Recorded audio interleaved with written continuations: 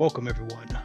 We have the Fans Toys Maverick FT-30A, the technically 2024 reissue, but this didn't reach people until January. I got this copy from TF Source.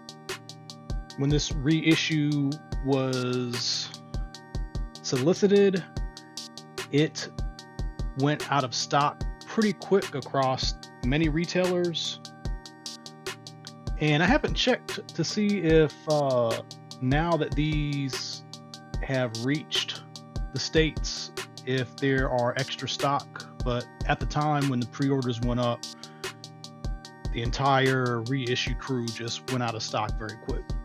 TF Source was the only retailer I could find that still had these available, so shouts out to them for that. I did have the original of this figure many years ago, back when this was originally released. I eventually got rid of it maybe a year after that, because I thought, as many of us did, that Fans Toys was not going to complete this lineup. So I'm glad that they finally did, and we have our complete Superion and all the aerial bots, and kudos to them for finally doing it. So let's talk about packaging. For the most part, the packaging is identical, but they did do something to let you know that this is a reissue. So you'll notice that it says Fans Toys 2024 at the bottom. So if you pick one of these up, you'll know instantly. Going over the side of the box, we got the same graphics on both sides. On the top, we've got jet mode, and the exact same thing on the bottom. And on the back, we've got some nice photography. Again, this is from the original release, so nothing new here, but in case you didn't know what this looks like, this is the back. And again, they also show the Fans Toys 2024 on the back as well. There's also a QR code on here in case you want to check that out. So let's go ahead and get this guy out of the box. So much like the other two reissues, he has styrofoam, but there is a clear cover, plastic cover on top of it. Again, if you saw my other video, I really dig this. I think this is pretty cool. He does come with a manual. He does come with a file card. And here is the file card for anybody who wants to see that. And the manual is full color. And for the most part, these instructions generally are pretty good. I've seen people complain about Fans Toys instructions here and there, but I think every company somewhere along the way messes up with these at some point. So we can see pretty much everything in here. Maverick is going to come with a plastic sheet over him. He's going to need a little bit of fixing up. As you can see, he's in a kind of a shipping mode. And in the box, we've got his individual blaster. We've got alternate face. There is an alternate head in here. We'll show off later. And that is pretty much it for the packaging. Okay, now let's go over accessories, but before we do, let's straighten this guy up a little bit, get some of this extra stuff off of him. Remember, there was a whole thing about having to transform this arm to get it into position. And I believe all we need to do is just ratchet the arm up, and then he's ready to go there. I might be missing something, but I think that's all there is to it. So again, he's got a blaster. This is kind of a micronized version of the Superion blaster. It has the Masterpiece Takara peg system, and he's got a slot in his hand, and you can just slot it in. It might be kind of in a weird position. It's one thing I kind of remember about this. Getting this in his hand is easy, but if you're trying to get the thumb to be in there in a natural way, it gets in the way. So you have to, basically point the thumb, back. But once you do that, you are pretty much good to go with the hand. And I've got his hand kind of pointed sideways. Put this back. And there we go. For the head, or the face, I guess you can call this a toy face. It's got more of a faceted look. And then he's got an entirely separate head that comes with a screaming face.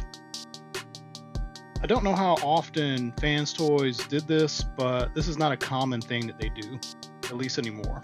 But it's cool that he has an extra face. And then you can swap these faces out, but you will need to unscrew these bolts off the back to get the head to separate, because the top that kind of pegs in behind this crest is back in here. So you can't switch the faces out without taking the head apart.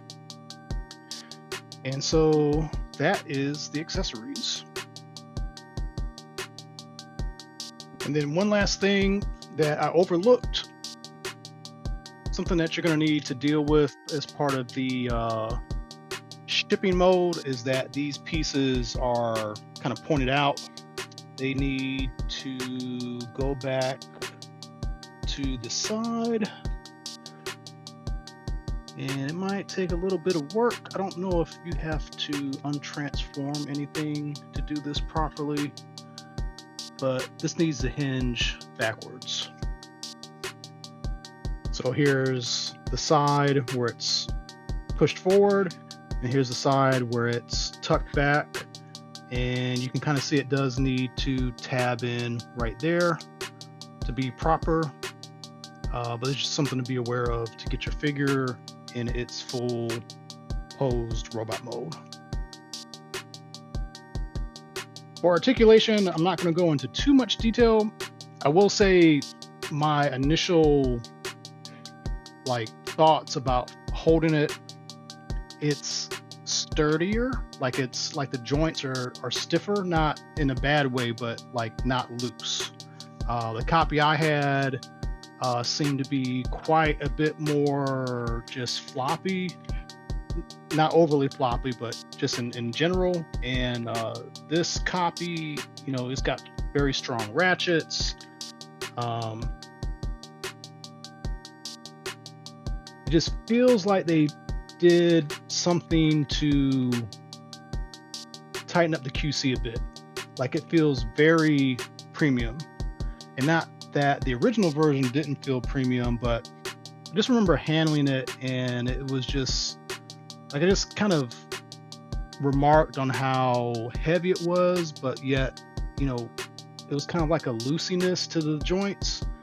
And this release does seem to be a good bit tighter, so I like that. Another general thing about the release, the original version, especially in the red, and I think even in the dark gray parts, it had this metallic fleck. I personally did not like that, so I'm glad that this version doesn't have it. Now, if I still had the original version and I knew people who were buying the reissue had this difference, I think I would probably feel a certain way about it. So I can see people having mixed feelings at that point, but I like that they did change the colors. It would have been a lot better if they had maintained consistency And kind of going back in the other direction, you know, a lot happened between the original release and the finished releases. I mean, we had COVID, we had all kinds of world-changing things happening, and I can understand why this project got derailed for as long as it did. So it is what it is. If you have the first release and you're able to get the second release, I would say get the second release. And if you can't, I would say, hey, don't worry about it. It's not really that big a deal. So that's that. So next, for comparisons, got MP44, and we've got the Fans Toys Scavenger. And this scale, I believe, works pretty well. When you look at the official charts, if anything, Fans Toys Scavenger is a bit too tall, but for Silverbolt to be taller than Optimus, that is a thing. So I feel like they did a good job in that aspect. Again, this guy's been out before, but for those who have not seen the comparison, there's that. Then here he is with the rest of the team, and you can kind of see that the reds match pretty well now between all of them. So that's nice. Again, for those who have the originals, there's just going to be a slight difference in that the originals had kind of a metallic fleck in their reds, and I think in their dark gray paint as well.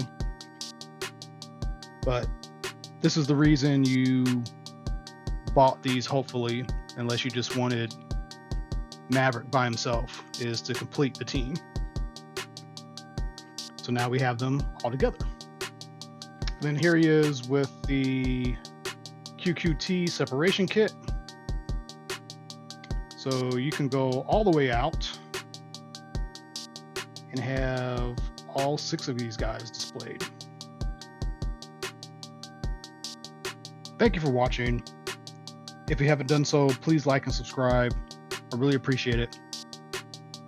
And as always, tune into more videos coming up. Thank you.